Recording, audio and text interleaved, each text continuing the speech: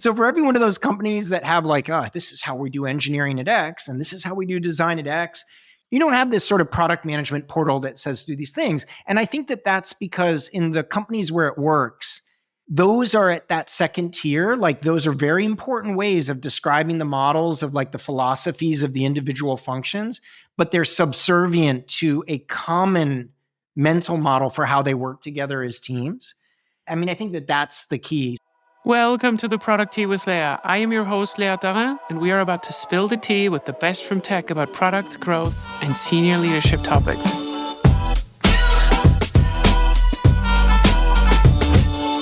Welcome to the Product Tea.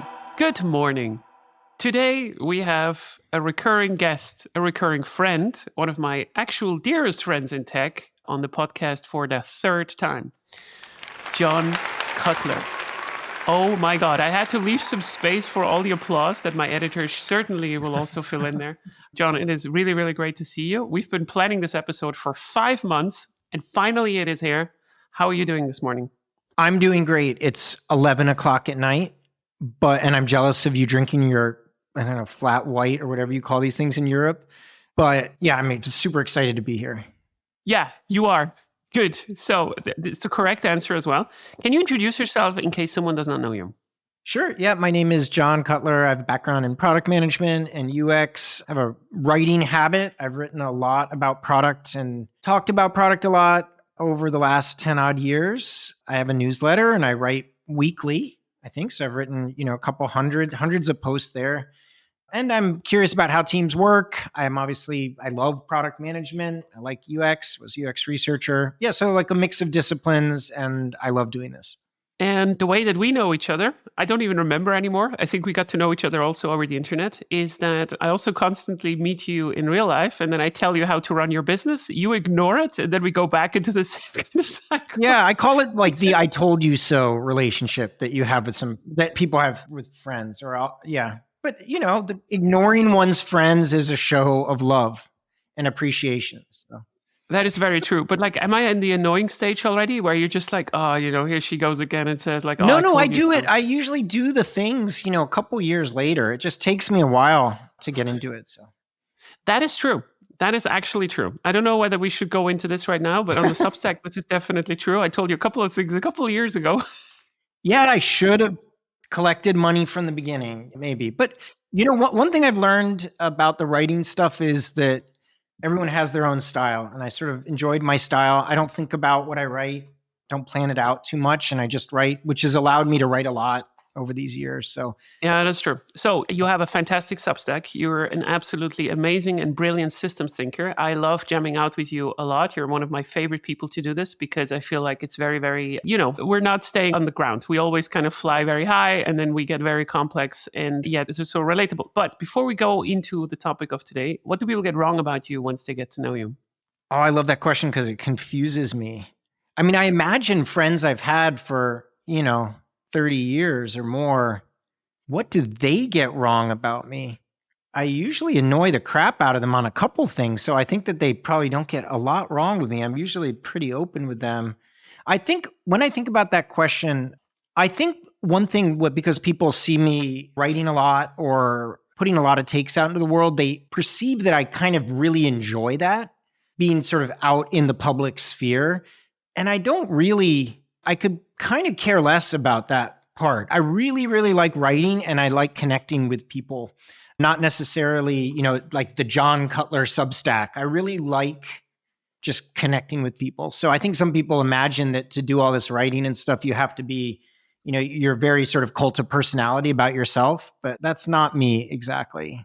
Well, I could tell you what I got wrong about you before we got to know each other. Oh, geez. Okay. Yeah. So it's nothing big. And I actually had to think about it a little bit as well. I think an interesting thing is that we got to know each other also like through the podcast as well. Like you just said like, yeah, you know what, new podcast, whatever, let's just do it and so forth.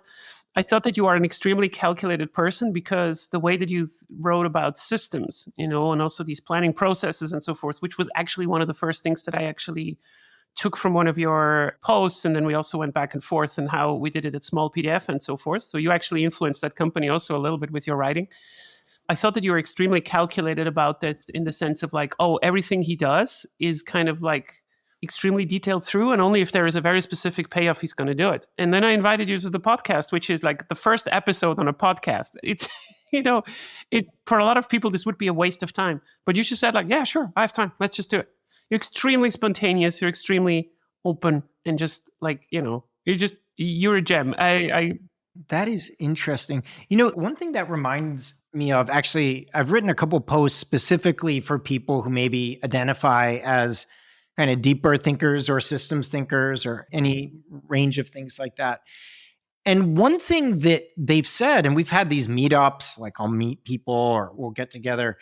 And one common misunderstanding is that people perceive that same perception of being really calculated or analysis paralysis, like they must have analyzed it a lot, otherwise they wouldn't be doing it. And actually, it's a pattern among the people I was chatting with. A lot of people are like, whoa, I'm actually, I might go deep on something, but once I've kind of decided to do, I'm pretty spontaneous about doing it. So I have met some other folks like that, but I appreciate you saying that. That's nice. Yeah, because if you think too hard, you'll never get anything done. Like the writing, if I try to plan it out, I'm not going to get it done. So it's just might as well just sit down. I tend to be the same as you, right? Like we're both very spontaneous butterflies. Like if we see something, we just go to the flower and see what's going to go on and so forth. But we also have a friend, Elena, who is the complete opposite of this, right? Like she's extremely calculated and she's like, no, I'm going to do this and that. And she gets a lot of shit done. So we're not going to talk about her today. Yeah, life hacking, time hacking, people can't stand them. I'm just kidding. Yeah, I'm just kidding. No, they're awful. So what are we going to talk about today? We are going to talk about a very specific situations. Let's say you have a company that starts from the very bottoms up. Everything is fine. We have Adam, Gary, and Sally that are founding the company. They're 3 founders. They're running the company. Everything seems to be fine. Responsibilities is clear. Everybody does everything. The company makes revenue. They hire their first product team. They start to have some success. And then they hire the second team, the third team, the fourth team. Things are getting just like the fun exponentially grows and never really stops. And at some point, something breaks because the organization was never built in some kind of way to scale in that way. And then what usually happens is that someone has to kind of write an operating model down, kind of how does this entire thing work? And like, why do we need these separations? Why do we need these rules? Like, how do the product engineers do this? Why do the engineers never close the door of the fridge and all that kind of stuff? And I know that you are starting to work on or you are already working on a book about this topic. We're talking about how to essentially run a cross-collaborative product organization. I'm not sure exactly what we agreed on before the talk now, like on the exact wording, but how do we do this? Yeah, this having to do this as part of scale is a pretty classic use case for this. But typically at some point, whether it's a new leader joining or it's the team has been there and everything was very implicit and tacit for a long time and something changes or something happens to the company and someone's starting to doubt how they work, so someone, from finance or whatever is, how do you work? Or an executive, you have to be clear about this. At some point, companies or, companies, the people within companies, someone or some small group of people is tasked with clarifying what the hell's happening and how they work, what they do, sort of what their principles are, et cetera. And some of, you see some of these famous ones, there's like a Netflix culture deck, or GitLab is also really famous for documenting this stuff.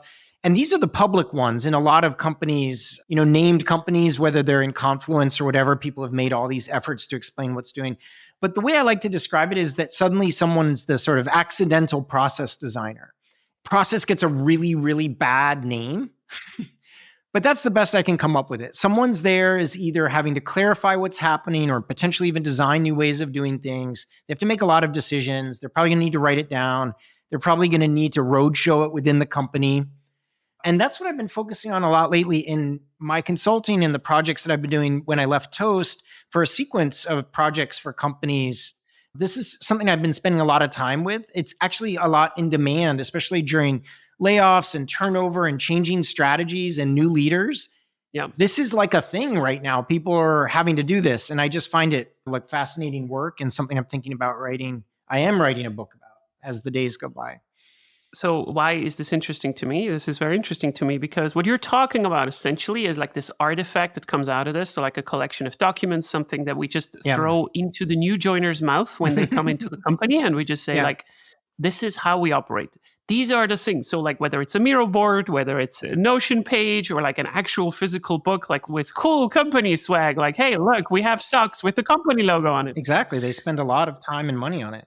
Yeah, exactly. So this is what they're getting. And I think interestingly, and with a company that is a little bit bigger, what we usually also have is we have a lot of distributed kind of ideas on how individual silos work. And then we have a problem. So what is this problem? This problem is usually that I think, I'm not sure like whether I remember now the numbers correct, but like cross collaborative projects in the vast majority just fail, like from what they're setting out to be done to what they get done. So a good example would be like if the product needs to produce something that involves finance and also sales of all the silos, shit's just going to go wrong usually.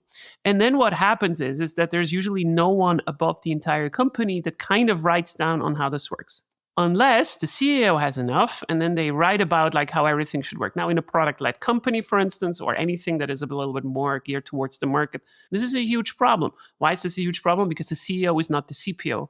The CEO is not the person that actually should write this. I have a lot of opinions on this because I wrote a lot of these documents myself now, also how I think that we should operate. And it interestingly touches on a lot of other silos other than just product. So you've also been talking about this. I don't know whether we want to go by silo. That would be also an interesting one, but I think we could do that. So the most uncontroversial one on like how we should operate, I think is usually design, because design is usually the one that is, the one that is kind of like, they kind of accept to be a support function in the company. Let's take it maybe from there. I don't know whether that makes sense for you. Well, it's actually fascinating that you mentioned design, because new design leaders, when they join themselves from a functional standpoint, are often tasked with setting the vision that will enhance or change or define design's role in the company. And this is the point at which actually a lot of you start seeing double diamonds show up in the company. And you start, because you start seeing, in some cases, the design leader will notice that someone else is doing MPS. And even though they hate MPS, they will say, well, it's the best we got right now. It's the best that comes anything close to something that I'm trying to talk about from a design perspective. Also, what happens to a design leader is let's say they're understaffed or they don't have a large team, that an embedded model. They also have to negotiate with what their designers are going to work on and to do that. And so this is a good example of one thing I've been heavily researching is what I call the functional model trap, which is when you don't have design and engineering and product thinking together from one operating system as one way of working, one thing that you tend to happen is called this functional trap, right? You have engineering documenting the ways, this is how we do agile software development. This is how we do this. And then you have design, then they have all the and they've got all this stuff that they're doing. And then product is doing it. And actually, if you go, and I've been observing this in these projects I've been doing, when you observe these different documents, there's nothing holding them together. They're actually this sort of functional trap to do it. So it's probably not what you wanted. Probably we could go deeper into the design side. But I guess my point is that any new functional leader often just takes the part that they can control without necessarily thinking about the, what it means to do this sort of cross-functional collaboration that's supposed to happen. And it's one of the huge areas too in engineering is that when engineering has been running a parallel roadmap for things like stability and other things related to IT or some sort of platform stuff, they often have a completely different way of doing product within the company compared to the product side of the particular company and how they work with designers and the engineers who are doing the product, the product work related to that side of the thing.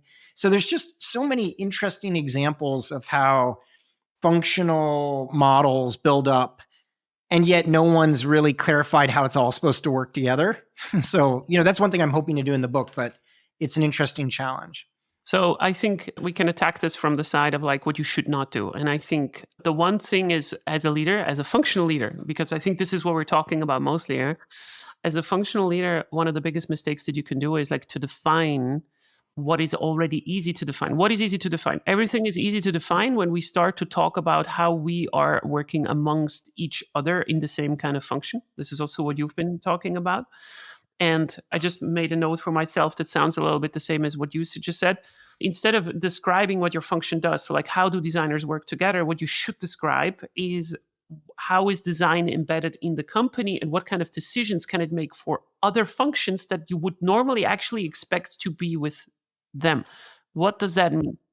So, for instance, if you're extremely passionate and you have this funny idea that the brand should have the same kind of look everywhere, then you should make sure that you have an idea on where customers, and most of the customers as well, are actually encountering this particular brand where it is not really well done. So instead of just like having, oh, the designers have to make sure that this is like the brand on how it looks and so forth. So you need to make sure that from a process perspective, that sales is actually adhering to these principles in some kind of way. And for that, you need to understand their processes and so forth, marketing also, and so forth and so forth. And I think we can expand this principle to the other silos as well. So I'm with you. So design is a relatively easy one. And I don't want to stay too long on the designers themselves because I think you ventured a little bit into the conflict zone. So the conflict zone is usually between product and engineering. Let's go there a little bit because I even have ideas on how you should build. Yeah, I mean, this is an interesting one where I think one thing I've done as part of this is I'll do research with a company and we'll just look at just the interactions from the beginning of something. And we just work backwards all the way to maybe something started with an executive saying something else to another executive. And then this person said this. And before you knew it, it showed up in this one-on-one with some product person and their engineering counterpart wasn't in the room when that happened. And it sort of trickled down from the product thing. And what often happens is that the rumor mill comes down to the engineering side that something's cooking, but product hasn't cooked it up yet, and they're trying to find just the right moment, but they're not really sure. And then actually product's negotiating with design, like, it's not a real thing yet, but if, as a hypothetical here, if we were to revamp the onboarding, what would happen? Could you just and this is all invisible work. The designer's like, oh, redesign the onboarding. I've been dreaming about this for the last 5 years. Yes, I'll work nights and weekends to give you these mocks just so that you can put it in some document or whatever to do this thing. So anyway, I've been following this and it's kind of ridiculous and insane from the beginning too. So you follow all these meetings, all these interactions and doing this. But where it really comes down to the engineering thing is, let's just say a handful of anti-patterns. One, there's a whole shadow engineering roadmap. That's number one. Number two, there's a shadow set, not shadow. They're not being sneaky about it. They just talk about it in a different set of meetings. The next one is that there's another whole parallel set of engineering goals, and it's unsure about where they're going. So those are two. The third thing that happens in this is that it's like often in many cases, if you think about it as a sort of fractal form of leadership, like down on the frontline team level, you have a product manager and sort of a lead and they're good friends. Often that relationship breaks. The bosses don't know each other all that well, right? So the other breakdown that happens with that, like I said, is this sort of engineering surprised after the fact. Like the people on the team know about it before the engineering's manager or manager's manager knows about it. So these are the types of things that happen when often product they're trying to not really get in the way. They don't want to ruffle any feathers. They don't want to get people worrying about something before it's a big deal. And it kicks off this whole sequence of often, miscommunication about it and surprises. Or then the, engineering said, oh, sure, yeah, 80% of the roadmap, I'm sorry, it's already committed because of this roadmap you've never seen, which is the engineering roadmap to do things. So that's just like one real world. Maybe people can relate. Like it's sort of a tangled web of interactions that happen. I'm going to have a hot take. I'm going to publicly say something that is going to ruffle a lot of feathers because I'm criticizing something that is very common right now in these companies. So I don't think that the CPO, CTO tandem can work. And it kind of can, but so if you have a CPO and you have a CTO at the same time, why am I saying this right now? So a lot of the stuff that you just said is extremely true also from my experience in that you have a very close relationship to each other, right? So like engineering manager, product manager, assuming that they are on the same level in a product team. So the functioning unit of a company of something that needs to produce something. So from insights to like, hey, we're doing something with this and then removing some metric in the company is the product team. That's for me relatively clear. And that's not probably, there's no contention about this as well. This is a cross collaborative unit and that works. And exactly what you said as well is also true. Now they have different functional leaders, CTO, CPO, and so forth. Now, the problem is not necessarily that those are not talking to each other or they're not close to each other. They just have different ideas on how their function should operate. And now we start to have a problem. Imagine you run a store like this, which also has different functions, like someone that is stocking the stuff, like someone that puts the prices on it, someone that is responsible for putting the marketing message and so forth on it.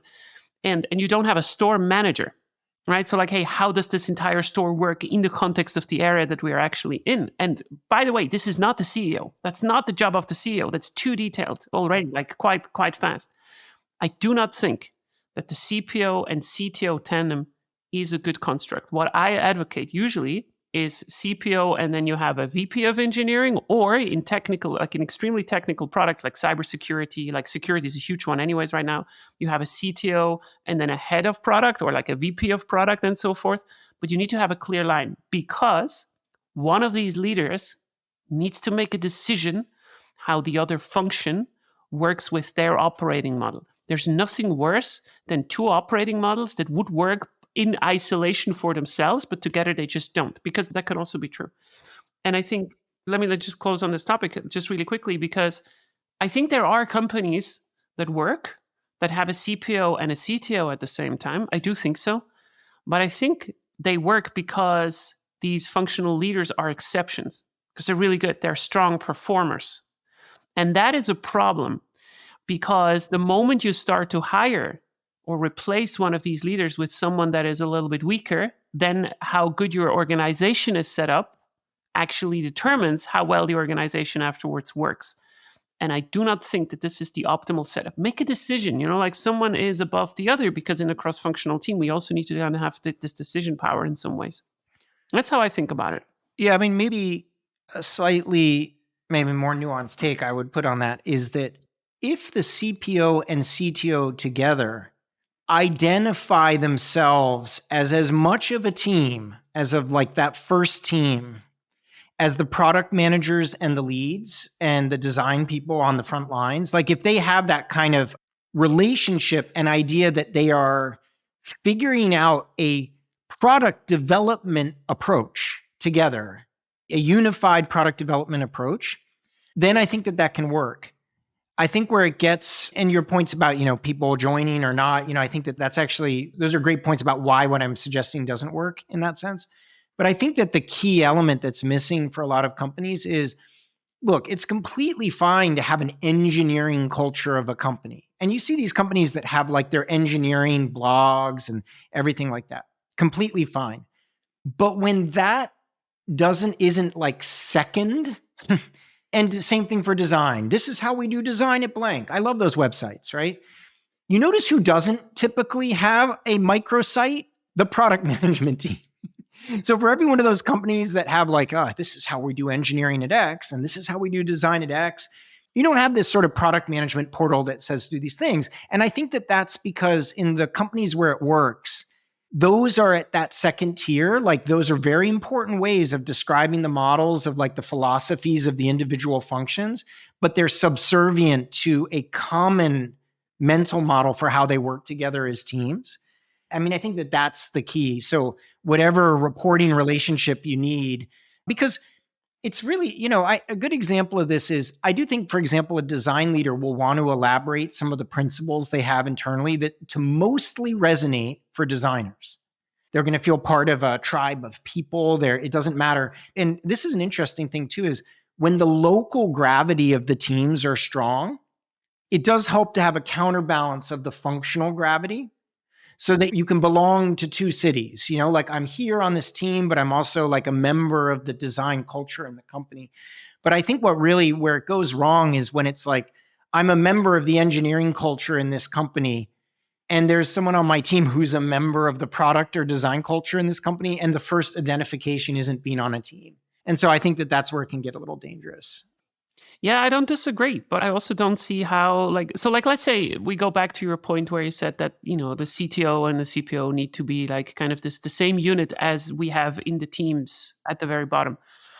There's nothing stopping you from this as well if you have, I don't know, a VP of engineering and a CPO. Like the people who decide on a process or that bear the responsibility of it, because this is what it comes down to, are not necessarily the ones that are designing it. And I just wanted to make one point here that is also quite often misunderstood. The way that I think about the difference in terms of like what a C level does and what a head of something does is that the head of a function, so the head of engineering, head of product, head of design, or whatever, they're trying to get the best for their function out of the company. I'm going to argue for as much budget that I can. Like it's almost like a lawyer, right? Like I'm standing up for my function to get as much like I'm an advocate. A C level is not necessarily that. It's not just like a higher version of this. Definitely not. You are going to be in a leadership. You're going to be also accountable in some ways, also towards the board, which is always quite fun. You're the one that says no to your function downwards because there's just not enough budget. Not because you were not able to get it, but because you see that, hey, look, this particular budget makes more sense with marketing right now. Like that kind of thing. And I think, again, on this point, like those who decide the process are not necessarily the ones that are designing it. There needs to be someone that is responsible for it. And by the way, on what I said, like I just need to rescue myself because I'm already getting some hate mail, probably, between the CPO and CTO thing. Hey, maybe at bigger scales, you do need also CPOs and CTOs, right? Like at a specific scale, this makes a lot of sense. But the principle there, again, is still, if you separate this now by having like a director of product and then you have a director of engineering, make clear like who is still like, where does the buck stop? And this is to your point on like who is writing now this operating model for a product line, for instance, or because that could also be different. Yeah. I mean, I think also one of the things that comes up there is that I've been doing a lot of research for the book. And one thing that's very interesting is it's very different to think about scaling problems for something that's working than it is to try to fix things at scale. And so one thing that happens with a lot of these companies when they write these sort of manifestos or they write these documents is there's a couple models. And I would call one is they are just capturing the essence of something that's really working. That's one version, and they're just writing it that time to clarify. They're basically writing this document as like a reminder of their beliefs. Like they haven't seen these beliefs go away yet, but they're trying to make sure that those core beliefs about how they're working is being set. The other one is this very aspirational version of this document or these documents. Everything is broken. It's not working, but has gotten harder to be clear about. It's not working. And then you get this process of people trying to, design a new way of collaborating and trying to use this sort of introduction of this type of document to say, this is the new way that we're working. And in the research I've done, I think that that's like a fascinating distinction because what happens is the companies that have something good happening that they just need to clarify, that's a very different document. Because the latter document, which is this is the new way, you're in the change management business at that point. Like you're in the selling, you're telling people how they're going to be maybe doing something different in the future that they're not doing right now. And that's a very interesting difference between those as you do that. A lot of the very classic ones that you see for companies emerged over a long time of people just clarifying the behaviors and the culture as it exists in the company. They weren't necessarily one day, someone freaked out and decided to write a whole new way of working within the company. So let's get very practical on this. Let's say, yes, we agree. Yes, we all know that something is broken, which is true for probably every company. And like everybody knows already like what is broken and so forth. And we want to do this. And I have one issue when you're saying usually like a company writes this particular process. It is always like a person and has to put their name in some kind of way on it. And this is a huge problem. So why is this a huge problem? I can speak from experience as well. I've been doing this also at Photo. I changed a lot of things since I've been there. I went there as an interim, and because they pay me a lot, I also have some decision power for some fun reason. And I changed quite a lot about, for the lives of the people and so forth in this particular company. Now, while this is nice in principle, like on a conceptual side, like you can come in and you can make some decisions and so forth, you will also bear the brunt of what's coming afterwards. And this takes a lot of Courage, also for me. I did not go as far as I should have, like in retrospect, everything is 2020 and so forth. But anyways, so how do we go specifically about this process without now talking about like, hey, like we have to sit together and then talk with these people and so forth? I have a very specific process and I wanted to walk you through this. And then you can also tell me where you would differ on this. So I don't think that we should describe the process of how it is in the end too fast. We should build this like a book, right? Specifically, if we go against something that is different, and different can be two things. The first one is how it is today in the organization. How do I work today? And now we want to go away. And then for new joiners, there's another thing. New joiners are bringing perspectives in from the past that they have. And you do not know what this is, but you usually can say like, okay, you probably have to assume that they work with how the entire industry works. Being treated as a project manager, maybe they're coming from a safe environment and so forth. So you don't know. So what we should start with is to describe the problem broadly, or like, who do we want to be? Some kind of aspirational either message in this regard, or like, hey, what is the bigger problem that we're trying to solve? And then you have some kind of hypothesis on like what the solution is to kind of align people around this. And then you can start to talk about the solution. So we can get to the solution as well afterwards, just in a second. But like, do you agree with me so far? Like this is the process how you would approach it as well? Well, there's an interesting thing. I think that when a company is truly struggling, I have this, I've sort of borrowed this idea of scaffolding. And I actually have this 3 S's. There's scale, scaffolding, and surrender. So I'll explain what I mean. Scale is when you're just scaling something that works and you've hit growing pains and you need to clarify the essence and then fix some operational problems, right? And usually, back to what you're saying, people are begging you to do that, right? Because they know what works. They want to be reminded what works, and they're hitting some growing pains. So let's just get very specific with an example. A company has done really well doing this kind of W form of strategy deployment with their organization, where it goes, there's some messaging down, and then the teams have a strategy, and then it kind of comes back down and it converges. And then the company adds 1 layer of hierarchy. So instead of being maybe 3 layers at that point, maybe it's 4 layers at that point. Now the W breaks completely at that point, because there's not just 1 in the middle, there's actually 2 in the middle they're not at the top to do these things. And that's an example where, maybe to your point, like people are begging you at that point to clarify what you're doing, why you're doing it, maybe why you're adding some more rituals, why you're doing this particular, techniques or what you're doing. So that's kind of like the scale thing, where I don't think you need to sell people as much, because they're going to feel the problem and they also know that things are working. So they're kind of like, okay, so that's not a thing. The scaffolding is really interesting. So what I've noticed, my current philosophy is that for some companies, it's not working. And really what they need is like an interim model of operating to scaffold the building so that you can even see what the problems are. Because the problem at the moment is that people are complaining about what the problem is, but there's 10 different versions of the problem. So first example was a team, healthy scaling. They hit this W thing works, then it stops working because they add a layer of hierarchy. No. In a scaffolding situation, it's like, we didn't get anything done for 2 quarters. They say it's this, they say it's this, they say it's debt. This other team says we'll come up with a strategy. The other people say we can't do a strategy. It's a complete murky mess at that point. And then I think that the messaging from leaders need to be as follows, very clearly, which is, we will remove this scaffold in a year. This is not the goal. The goal is to not be so process focused. The goal is not to have to get approvals from everyone on everything. The goal is not micromanagement. But guess what? For now, we need to erect a scaffold so that we can even sense the problems. We can get that thing. And I think that the leader messaging there is incredibly difficult, because leaders are tempted to say, why are we wasting our time with this scaffold? We know how things should be. Let's just transform the company. Let's do that. That's a trap in my mind. It's a trap because you don't really know where you need to take the company from a structural or operating standpoint. You're making that up, and you're trying to do like a real rah thing to get the team going, and that's difficult. So there is this concept of scaffolding. Surrender is when you're in a situation where realistically it's not going to get better, and so you should make it as efficient and as it can be given the situation. So when I see companies do safe and they never stop doing safe, that's a surrender move for me. It's like, wow, we've got 10,000 dependencies. guess what? No one can ship anything in anything less than 6 months.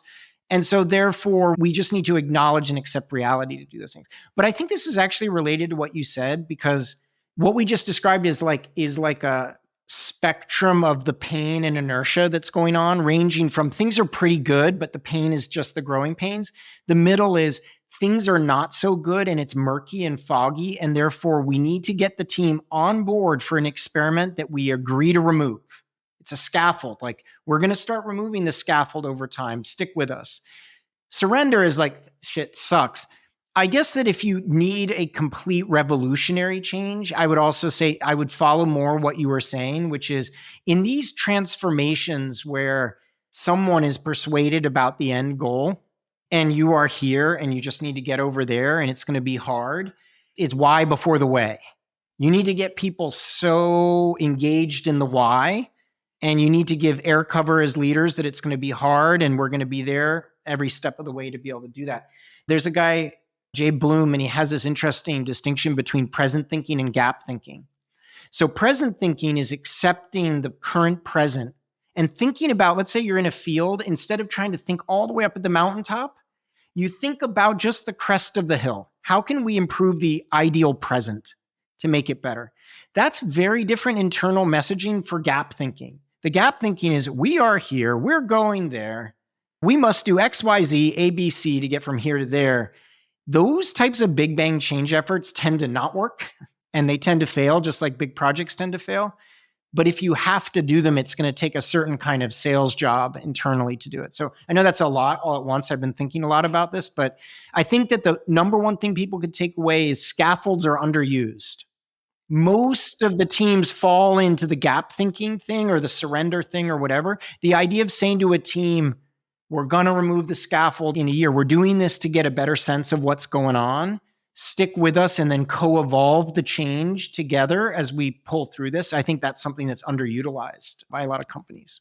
I 100% agree. And I think we also know that change is going to come anyways, right? Like, and not just like some change, like substantial change, and that things are going to break and so forth. But I also think that people are usually aware of this, and that's fine. And they also don't care whether something is being changed after it starts to burn anyways. I think what you are talking about is getting buy-in before the process starts, because there's always people who are afraid of change in general. At the same time, I know that you're also subscribing to this idea. There is some merit and value in letting things burn. And letting things burn means that, sometimes we just let things go a little bit wrong in a company where it doesn't cost too much.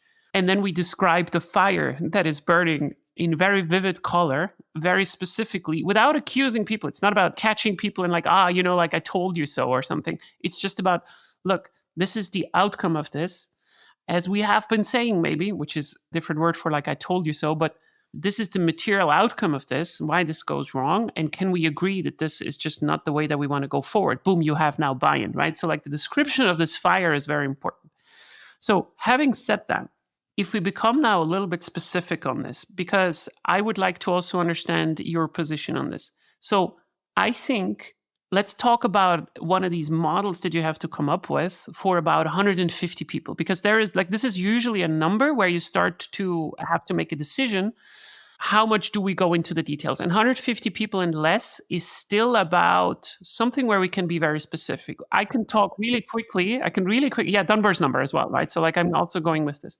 So what do I mean with this? I mean with this, like, this is the number where we can take very specific details. And I can give you a couple of examples that I usually bring into the companies, like with a very strong conviction from myself that I usually talk about. One of them is team size. Let's talk about this in a second. So like team size, operating model between engineering manager, product manager, and the overall makeup of the team itself. Maybe we can talk about this. I don't know whether you have opinions on this. So my ideal team size commonly, and this also depends on the companies, of course, and so forth, in SaaS, B2B businesses, for instance, is usually not more than 7 people. I have a reason for this, but I also wanted to hear from you as well, like how you're thinking about this, because misalignment in SaaS teams happens very, very fast above the size. I even try to also have teams sometimes that have 5, 6 people maybe, but this is where I put a hard stop. How does this look like in a document? It looks like in a document where I say, we do not go over the size of this particular team. And if we do, then we create a new team with the new makeup, PM, designer, and so forth. Yeah. How do you think about this? Let's start Yeah, with there. actually, it's interesting you say that because I think that some of the things that need to be clarified. This is funny. I'm actually just bringing up a doc that I had here, like right in front of me, because I was working on it. So these are some examples from some. We invest in teams, products, and outcomes, not individual projects and deliverables. That will actually impact team size, if you say that.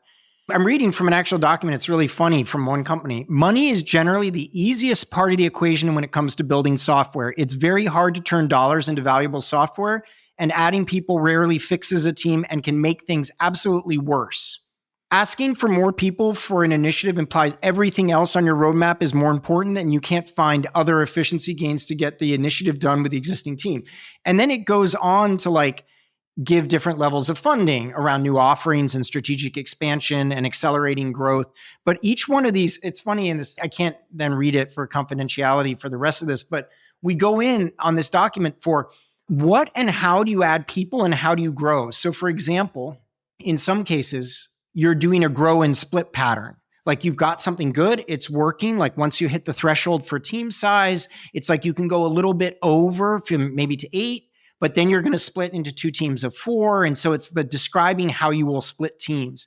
But then there's also in that document an actual line item for reset and repair, which is things haven't been going well and we need to shake things up, which is basically like you have a team, it's bigger, and something is stagnated on the team, and they need enough funding to either kind of split apart the team or something. The reason why I'm mentioning all these specific details for doing this is that that's a great example where a company, if a less experienced team might come in and say, well, I read in a book somewhere that the ideal team size is, whatever. What you really need to clarify is when people come asking for money, what are the valid reasons to ask for money, and what kind of rigor are you going to put for them, for their team? What is the impact that might have on team size temporarily or in the long term? How teams, so actually in that document, it said that for new offerings, introducing new products and offerings, innovation, pre-PMF within that company, the funding approach is venture startup sequence of rounds based on progress managing to a net investment amount, that's very different from a type of team that's doing margin optimization and really moving to operational optimization. Because you can actually have a 16-person team for a big stable piece of the product with an experienced engineering manager and PM that has started to silo into more of it's really stable, it's known software for doing it. People actually enjoy their longer projects, maybe a distributed team. So I don't like to go too much with the rules about the size, but this is the level of thought that some chief of staff put on the hot seat in some back meeting to tell you how to do product is probably not going to write these things into an OS document, do this stuff. So these are the interesting angles that you have to be clear about in some companies. So I'm not sure whether I disagree, but I think I disagree with you here, a little bit at least. So because you did not take a strong stance on this, but here's a reason why I do say 7 and not hey, maybe in exceptions 10, 11, 12. Yes, it can work. I also had teams where I had 11 people, 12 people as well, and I think they worked. They break up into multiple pods anyway, depending on what's going on. So yeah, exactly. So essentially I was just leading kind of 2 teams, but then, these mega stand-ups, and then you have these funny processes where you think okay, let's just separate it into 2 different stand-ups. Essentially, you're just creating 2 new teams inside of this 11 mega whatever.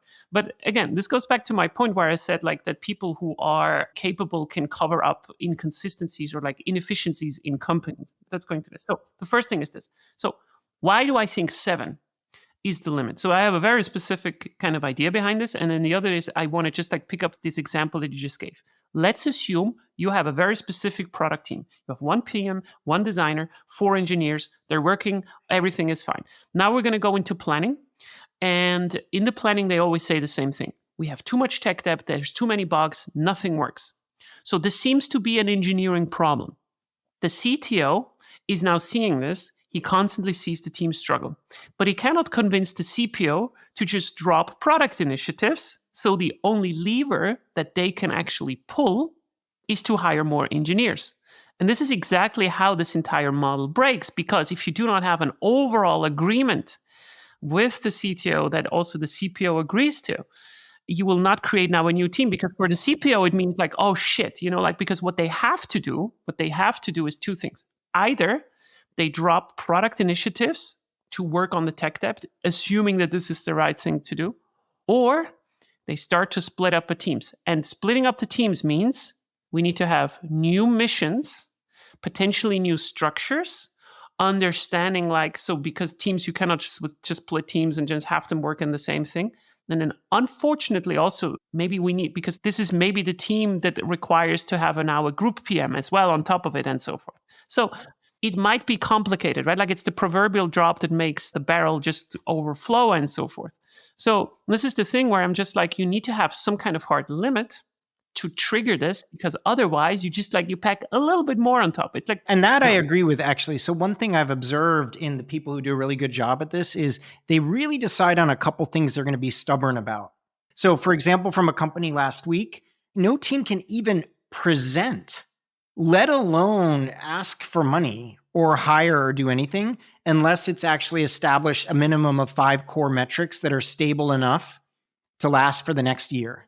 I loved it. I even wrote a post I influenced and inspired by this, because I was kind of like, wow, okay, if you haven't taken the time to figure out some set of things that are stable enough that are going to be around quarter over quarter, instead of thinking of all the projects you need to build, like what's your domain?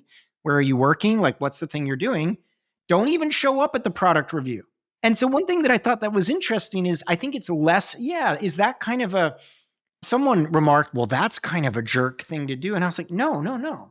It's better. I think that teams respond well if there's a small number of things that people are stubborn about, because it gives them the air cover to go and do that. So when that team is sitting around and someone says, oh, we don't have any time to instrument anything, or we're drowning on these things, and they know they're not even going to be able to present at the product review unless they have some set of core metrics, they're going to get the metrics done. It gives this permission for people to do those things when you're stubborn about that stuff. So and I actually think, in human computer interaction, they define a forcing function as something which pauses automatized thought that forces attention on something. So there's a reason why in a hospital, they do the double checklist if they're going to administer certain drugs, right? Because it's to force the nurse's attention on the situation to know if they're doing that. And so these kind of enabling constraints or forcing functions are really, really, really good idea, I think, as just general heuristics to do things. So yeah, I mean, if it's 7 at one company, that's great. I love this point that you've made, because I think these boundaries, let's call them boundaries, because these are process boundaries, right? You're not allowed to administer this drug unless you have done this particular thing and so forth. These boundaries have a very specific thing in these operating models. They need to be simple. They need to be very, very specific. And I think, yes, you can argue in a potential word, but for this one case, we can go over it, or we can do this and so forth. And I think this is a death by 1,000 cuts, where a lot of people get really, they have a simple idea to start with. And then there's this compromise that starts to come in. Yeah, but we could do this and so forth. And every compromise for itself is not that much of a problem. But hey, this is the problem, right? We have a good idea. Oh, we should start measuring product metrics. And then we have an idea. Okay, maybe we should measure ARR, MRR, CAC, and so forth. And we're yeah, cool, let's do it, right? And then we start. And how does this project look like after 2 weeks? We have suddenly a sheet with 400 metrics, because the sales leader brought some stuff in, the marketing leader brought some stuff in.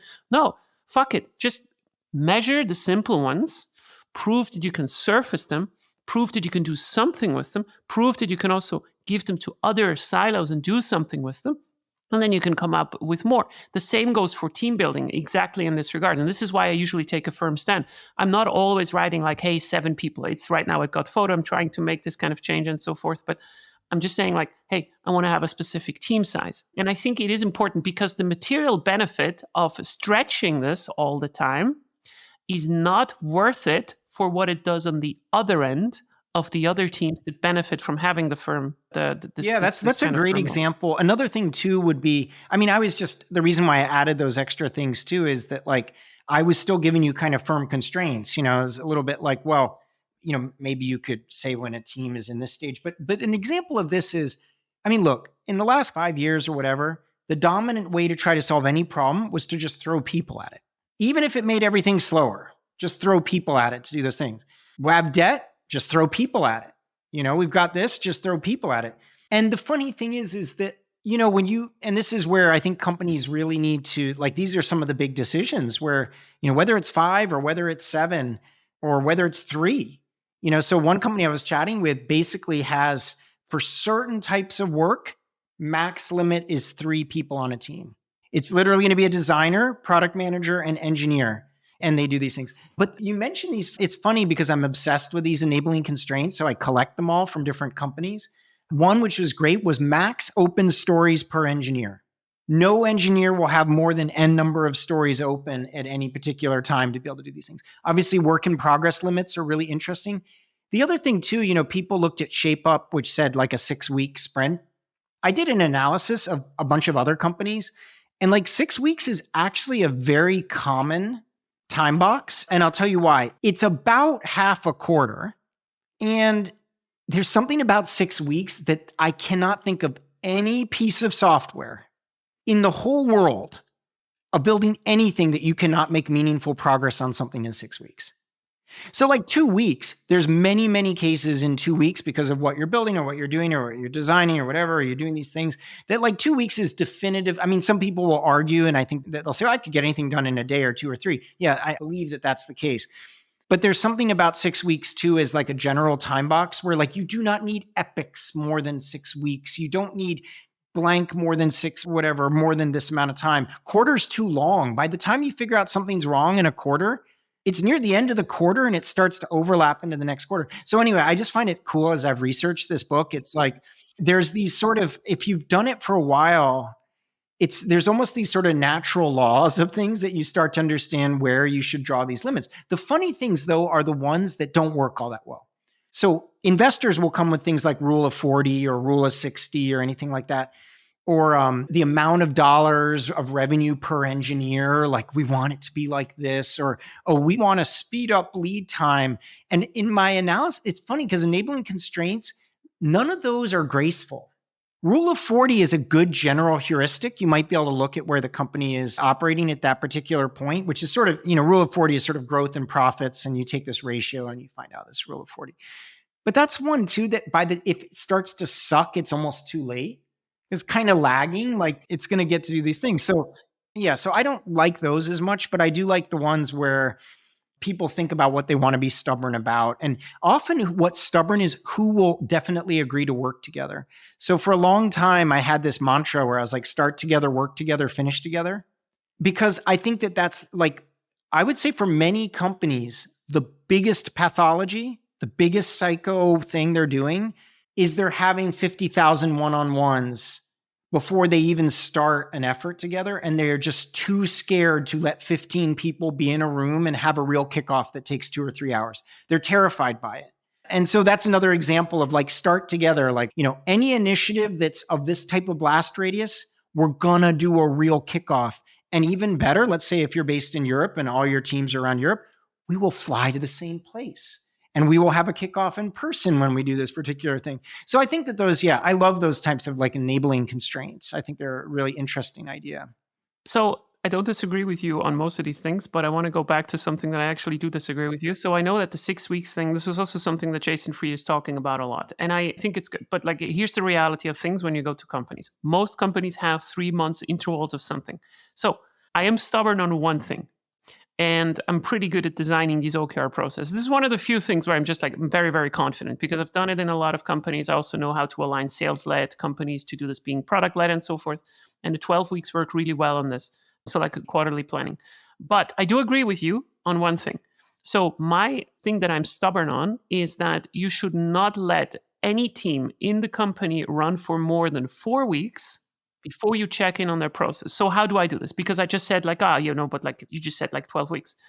I have a very, very specific process in this entire 12-week thing, OKR. So at the very start, we plan something. We think like, hey, how are the next 3 months are going to run, right? So like I'm very stubborn, for instance, on the amount of goals that you can have per team. You should outline what you're not doing. This is very important in the planning process that someone from leadership says like, yes, it is okay if your team does not work on this in the next 3 months. That's one thing. That's very, very important. And then the second thing is I call these check-in meetings. A check-in meeting is happening after every month where the team comes together to answer 3 questions. Where do we stand on our commitments in these 3 months? Do we need to pivot? Do we need any help from management whatsoever? It also is a point to meet from engineers the entire team is in there, not just the EM and the PM. That's also something that I'm very, very stubborn about. I want some kind of meeting in the lives of the engineers where they can talk either to the C-level or the functional leader in this 150 people unit, person in person, where we have a conversation about, is there something that pisses you guys off? Beyond like, oh, this is the performance, we have a 4.3 score and the code base and all this kind of shit. No, I want to hear from engineers. The reason for this is that this is a stopgap measure that you need to have in your operating model that makes sure that if your plans do not work, like if 7 is the wrong number, if we do not have the right kind of processes and so forth, you have one kind of bucket where you have to listen to people. And you want to listen to people because now they're telling you what's been going on. And one of the principles there is to understand that it's not about whether someone makes a mistake. But the problem usually in companies is like for how long they have been making this mistake and nobody intervened. And I feel like 4 weeks is painful enough to do something about it, but it's not long enough to tank a complete kind of product line. And this is why I'm thinking about this, right? So like you have 12 weeks. Every month you have this check-in with the functional leaders, and then it's in the last cycle is a replanning and so forth, like for the next 3 months. I mean, my main thing with the quarter stuff is that I can't write these I have my own personal preferences. I mean, I hate the fact that everything gets done at the end of the quarter for a lot of these teams. That to me just seems like such a waste. And it does happen. They treat the quarter like a big sprint. They pack all these things in it, and then they tack on these goals after the fact about this stuff that they're going to do. And I'm like, no, anything that encourages large batches is usually something you're going to have trouble with. And so I think that's that type of thing that there's Ron Jeffries, this Agile, he signed one of the signers of the Agile Manifesto. He had this great line. If you can't do it in 2 weeks, then move the sprint to 1 week. If you can't do it in 1 week, move the sprint to 3 days. If you can't do a sprint in 3 days, move it to 1 day. So if it hurts, do it more often. And I feel that what happens with a lot of these operating rhythms, and I've noticed this about annual planning and stuff as well, all this stuff, the more people hate it, and especially GMs, especially the leaders who are really just asking for them. This is the hidden secret if people want to know. People at the VP or director level don't care about any of these process things because there's only 2 things that mean something to them. It's like whether the team's going to get money or not and whether they're in the good favor at that particular moment. So a lot of these people, they seem engaged, but they're not really all that engaged in the process. So for them, they love big bang annual planning because they know the strategy will change in a month or 2 anyway. Nothing they write in those documents that get put up in November do they care about. Because they know it's going to change and then everything will be fluid. What they're really caring about is what the budget is. That's the one thing they're caring about is what the budget is and whether there'll need to be layoffs. So the funny thing about all this is that you got to realize if maybe you're a frontline PM or whoever, and if some of these things just seem very surreal and like a bad Shakespeare play, you're not seeing what's going on in the whole thing, right? But to go back to this thing, annual planning is a great example. If a company wanted to be more forward thinking, they would have every team do a 12-month continuous 12-month roadmap. Big question marks are fine. It always has to be up to date. Doesn't matter whether it's the first quarter or the third quarter, you're still doing the same type of work. Doesn't matter whether things take 3 weeks or 6 weeks or whatever. It's just all rolling in and you're just getting it done. Right. So I think that this is a lot of these things like quarterly planning, annual planning. Someone has said, oh, it's so painful. Let's not do it so often. But if you're just a team and working, just say screw all of that. I was talking to a PM the other day. They're like, how should I interact with the annual planning and whatever of the company? And I said, you know what? Run your process 5 times better than all those things your company is doing. Just always be ready. Always have a 12-month roadmap. Always have a thing. Say what you would do if you got more money. What would happen if you had less money? Anticipate all the questions that leaders are going to ask you about your roadmap. Don't worry about any of it because a lot of it is just a theater show. Just worry about your stuff and ship and measure impact. So for the PMs, this is definitely true. And I also think this is actually something that also needs to go into an operating model. What I do is I want to be concrete for the next 3 months. And then I also want to hear what they could be doing in 6 months. And then everything beyond the 6 months is actually driven on outcomes. So a good example would be, let's say we had last year a problem with customer retention in a very specific market. We say that bar any new learnings in this particular time, we're going to solve this bigger problem. But I don't want to hear about a very specific feature or whatever it is. I do not care, because we have still some assumptions on like, hey, how much money is in this, right? Like, because usually, like if we think about the broader market, we have a 5% churn rate and we want to bring it down to 4.1, then you can make a calculation based on this that is also good enough for the budget afterwards. If you have a good track record with an operating model like this, it's also going to be easier to do it on a subsequent basis. I just wanted to maybe touch and move on from this like really quickly, if it's okay, on the side of, so let's say we have this kind of definition, right? So like we have agreed on like, okay, so like this is the kind of the team size that we want to do and so forth. I wanted to touch on something that is always like a minefield, and that is the functional leadership inside of these teams. So I do think, and I do believe also in my companies where I work, that the PM and the EM, so like the engineering manager and the product manager, are sort of on the same level.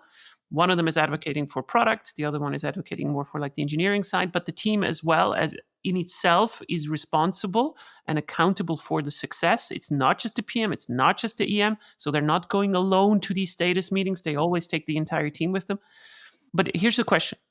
Do you have a strong opinion on whether the people management of the engineers inside of these teams should be, in general, inside of the team? So should the engineering manager also be in the team, or should they span over multiple teams? I have a very strong opinion on this, in general, when the team size is about 7 or less. What do you think about that? I mean, having a lead, an engineering lead on a team, and an engineering manager on a team, and product manager, and then maybe a designer on a team, and then 3 or 4 more engineers. Put it this way, when teams can have that ratio and can have an engineering manager per that number of people, so that would be like 1 engineering manager for maybe 4 people, right? Or something like that. It's interesting. I will say the key determining factor, I've noticed this, is if that company has a really strong tradition of engineering leads on the team, those engineering leads, and also if it's not a very process heavy org, let me back up. Number 1 determinant is whether the company does promotion driven development. So when you need an engineering manager to essentially farm out projects to individual engineers and play sort of human load balancer, and then you also have a lead involved and you do this kind of stuff, the ratios get messed up because it's like that just takes a lot of time and work. But I think that you can have a situation where you have 2 teams, each team has a PM, each team has a lead, an engineering lead, and 1 engineering manager for those 2 teams. If and only if it's not a very process heavy situation, they also function as teams, not as 8 teams of 1 or 10 teams of 1, like 10 one-person teams, I mean. So I think that it's funny because I've had to address this as part of the book. Like people ask me sometimes like, what are the things you look for to answer other questions? And like my list is pretty short. It's like 1, I'd say in the top 3 is there promotion-driven development? So is it expected that every engineer has their own project and they go off for a couple of weeks and they finish it? Like it is actually in a lot of big tech and in Silicon Valley, there's a lot of promotion-driven development, for example. I would say that number 2 is that like, what's the dependency environment in the company? Can the teams actually ship independently? Because if there's a lot of dependencies, PMs and engineering managers spend a lot of time negotiating dependencies, less time focused on their team, less time focused on the customer. That's probably in the top 3 or 2. The third question I probably ask is like, I don't know, like, does anyone ship anything? You'd be surprised the number of companies, like what's the max amount of time that people start getting nervous? And you'll find in some companies, they'll be like, oh, if they're shipping the stories every week, that's okay. It doesn't matter if it takes 6 months to get the thing done. And in other companies that people will be like, no, it's absolutely not. Like if those stories aren't in production used by a customer within 14 days, like something is very broken. Something is wrong. So I don't know. I have this list. I could go on and on of that list, but it's funny how people often don't think about these cultural elements, especially the culture around promotion-driven development, the idea of like is there regular contact with customers, that kind of stuff. Those will have really profound impact on ratios. And I don't think people realize that. Like I've known engineering managers with 16 direct reports that if you interviewed each of their direct reports, like two lead level people reporting, and then the rest of people who were not as strong as those leads, my God, like everyone was happy. Everyone was content. They went home at 5 o'clock every afternoon with 16 people. And I've seen engineering managers with 4 reports, with a lot of administrative overhead, with a shadow engineering org roadmap that needs to navigate 55,000 different dependencies with outages every 3 days. They can't manage 4 people. So like this is where it gets really important. This goes to the point. Let me just shit on Jensen Huang for just a second, right? Like the CEO of NVIDIA, because he was going out with a statement that he said like, oh, I have like 60 direct reports. It works really great. Like it's like this fest where people just think that only flat organizations are a great thing. And now people are taking this and thinking like, oh, this is great. Like, our engineering managers have only like 12 to 15 direct reports. I do disagree with you a little bit here. Like, I think, yes, there are managers that can maybe manage like 15 people at the same time. But a lot of this depends on the context. Like, how is the company? Like, how big is the company? How is the company otherwise organized and so forth? I still tend to think that this is another thing that I'm stubborn about. I do not think an EM, in the way that I understand them and how they work, should have more than 4 to 5 direct reports. Now, together with the limit, let's say we have a limit of like 7 internal, like 7 as a general kind of concept for a team. Why is this the case? Because I want engineering managers, so the first line of managers that are managing engineers, to suffer from the same pain that the engineers are suffering from. This gives them like a very context-rich impression of like what's going on in the organization. Now, why is this important? This is important, and it does not lead to a very vertical organization too, right? Like I want to just like stop people from thinking about this. I don't think there's anything wrong for a CTO to have a lot of direct reports in some cases. I'm not saying that, but I think the first manager should have this kind of empathy inside of a team, and they should be exposed to the technical problems that engineers have. If you have an EM that is just like sitting there and is having like 15 direct reports into the teams, right? Like into 4 or 5 different teams, they cannot focus on one problem of these teams in a sufficient way. That's something that I'm very, very firm about as well. And I do favor like having like an inside model where they're inside so the team can actually resolve most of their issues by themselves. One interesting word that I came to mind when you were saying that is, to back up, I've been reading this book by a famous complexity theorist named, I think his name's Ralph Stacey. I have the book right here. Ralph Stacey. This is a great book. And one of the things about this book is he makes this argument that at the end of the day, in these environments we're in, it's about interactions between people. And so one of the interesting things is people say, well, you're managing the people. So it's the number of people that matters. But what I like about your point too is that you're also managing the context. You're managing the interactions. You're managing so the example I gave of like the promotion-driven development where you're very siloing the people together, yeah, maybe you're managing these individual people. But I think that the reason why that comes up in my head is that, yeah, if someone is trying to manage 16 people and has no idea what anyone's doing and hasn't themselves like gotten into it, they're going to have a very, very hard time managing that many people. The problem is this happens more likely if you have more people, right? Like that's the kind of thing. So you need to kind of find some kind of difference. Yeah, and it's also the role sometimes of the leads and the relationship they might have with the engineering managers. So some orgs, they're just foregoing leads completely, and they just basically have the engineering manager is the part of that trio. And anyway, it's just so contextual. But I think one of the things, again, working on this book, I found fascinating is there are people in the business who are extremely experienced, but they have a very narrow experience. They've been to they've worked at 5 companies that have all pretty much functioned the same way in one part of the world, for example. And one of the fascinating things is that the context that you experience in companies are a lot more varied than that.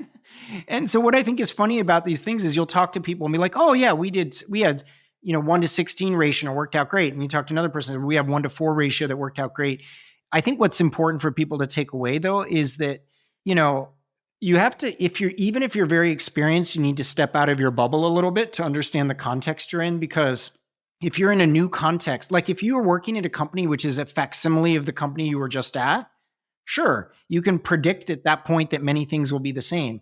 But if you're shifting to a different culture of a company or different types of things, you need to challenge a lot of the your presets, because they may or may not be true. And I think that that's like, of course. I mean, also some things might be working. So you also need to give another structure a chance to see, and you should not change everything, but you still should have the experience and the conviction to change something if you feel like it is wrong, because you know that some of these models can actually work. So I think there's nothing wrong with this, right? Like, so we need to define it and then we need to go forward. So John, we've been going for far longer than I promised you to go, but I appreciate it. And it was a great conversation. Yeah, so I think we can conclude it at this point, but like I would like to just like summarize, like maybe for a last time, like on like, so what should go into an operating model like this? So like if you define how something is working, like whether it's your function or like it's a product line and so forth, I think you should kind of define like team sizes, the roles of engineering and product inside of these teams. I also think that you, without going too much into detail, I think you should reduce the single points of failure. For instance, I'm not a big fan of having QA engineers in a team, for instance, that are dedicated doing QA work for reasons of engineers should care about the quality of the code that they ship as well. And then you're also introducing a new point of failure, like if this person goes away, nothing is being QA'd and so forth. So I feel like this kind of thing is very important. So team size, responsibilities, be firm on responsibilities, but keep them also simple so they can be understood instead of having like 20-page documents. And then you already have more than 90% of the companies.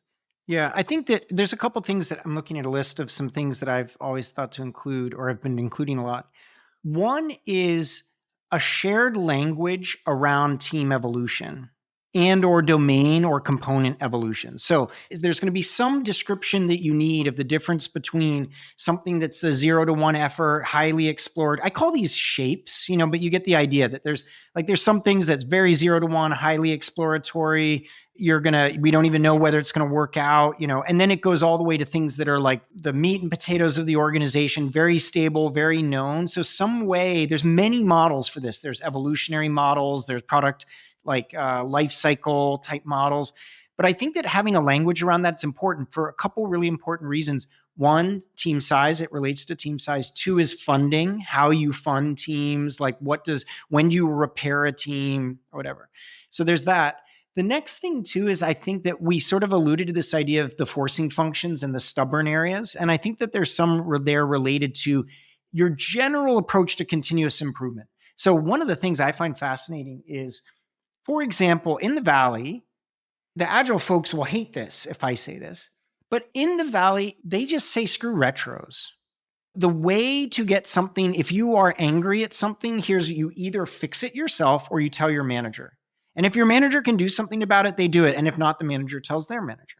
And if they can't do anything about it, so like the dominant approach to continuous improvement is actually, if you can't fix it yourself or around doing this, is to escalate it formally through the things. Now, in this sort of, I know other companies that do retros with 60 people and they all complain very openly. They hit Slack channels about like how things are broken or whatever. I'd say one of the things that is least understood, or at least in my experience in companies, I've never walked into a company and had them say, this is how you talk about things that are broken. And you cannot underestimate how important this is, right? Where you could come into a company and say, well, our team hasn't shipped anything in 6 weeks. I mean, everyone must know we're drowning under debt right now. Like everyone on this call knows that. And then you'll raise your hand and say, oh, we've been experiencing these tests. We haven't shipped anything in 6 weeks and we're doing that. And everyone will look at you like with the eye of Sauron, right? Like, we never say that out loud in a review or anything. Like, let's do it. And I think that that's a thing that is the sort of what's the DNA of the company and what's the system to fix things. And I think I know that sounds weird, but you'd be amazed how few companies, you wander into a company and you probably spend your first 3 to 6 months trying to observe how anyone makes anything happen when it comes to anything uncomfortable. So like that's another one. I could go on. There's a bunch of other things, goal setting, risk reduction, all that kind of stuff. But like yeah, we've got to do this for the second episode. But like just really quickly, like usually how companies try to solve this is by giving cultural values, like, hey, you have to be honest and so forth. Like this kind of stuff. And this does not work. Like this is not how you fix stuff. This is like how you talk about it and so forth. And it's fine. Cultural values are great. But I love the honest one though, because it's like honest to who? Oh my God, you went to my skip level and you were honest about the fact that the team hasn't shipped in 6 weeks? Yeah, I thought the value was honesty. No. The value is like when we are in our team, honesty. It brings up an interesting point, though, because I've been thinking more from the leadership's relationship. We can end on this topic, which is interesting, is one of the least defined things. Often companies are very clear what they want to see on the teams. And they're very clear maybe about like the cascade of goals or something that go through, but it's a complete mystery about anything that happens in the middle. It's kind of like, oh yeah, no, here's the pamphlet about how teams show up and things like that. Oh, you're a new manager or director? Good luck. There's no there's nothing about the culture there, how that works. So I think that's just interesting. Yeah, and then they bring their own culture into the entire thing and then try to make it work. And then you have a lot of 10 different subcultures, which that's not necessarily wrong, but like sometimes on the bigger things, it actually is wrong. Yeah. These are all interesting things. I think I would say to anyone listening who's confused about all this, just do a little bit of anthropology for like 10 days before you write or think about this at all. Just watch how things actually happen as a start, because you might be surprised. Yeah, and I think also for me, the closing remark would be that there's a million correct ways to do it, but just go with one and stay firm on it for a specific time to see whether it also does work, and don't let it water down. It is important that we do not overcomplicate things. Best intentions are just making expiration dates are golden. That's another thing I've learned about this too, is that people think that's like, well, they're not going to trust it unless we say this is the new way we're working for the next 6 years. And I'm like, no, most people don't trust it. So the idea, like if you say something like, we're going to try this, like we're going to do this for 6 months, and then we're going to have a more sort of public readout about how it went and what you did. I've never seen that fail, to be honest. I've seen the first thing fail, where people are like, well, this is the new operating system. And everyone's just doing the old thing, calling it a new thing. And everyone's doing their side channels to do all the work that they want to do just in the old way that they were doing it before. And everyone's like, yeah, it's working. But they just do their own thing anyway to do the thing. So I think that, like, to your point about stubbornness, it's like stubbornness with a soft touch.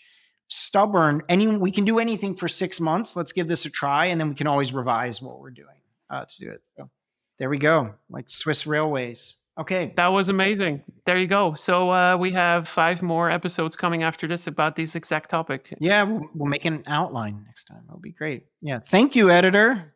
All right. Talk to you. Yeah, thank you, editor. So, John, should people get in contact with you? If so, how can they do this? Probably on your Substack, The Beautiful Mess. Highly recommend people to read it as well. Probably everyone knows it already. Sign up for the newsletter. LinkedIn, unfortunately, I don't know. I put stuff in the show notes. They should not contact you, but they should engage with you, right? Yeah, LinkedIn is good, and I'm trying to have more of these particular questions. And I finally took Leah's advice, and I have a supporters tier for my newsletter. So now I'm tempted to do things. I answer questions for the group on Slack each day. So that's kind of fun. That's a little perk, as I'm supposed to do. So there you go. That's great. Thank you so much for spending this time with me. It was brilliant as always. And I see you back in a couple of months. Yeah. All right. Sounds good. Baboom. We're done. Thank you so much for listening to The Product Tea with Leah. If you don't have enough yet, you can subscribe to my podcast right now at Apple Podcasts or Spotify, or you can head to my website, leahtarin.com, which is leahtarin.com, where you can find much more of my material or just want to work with me.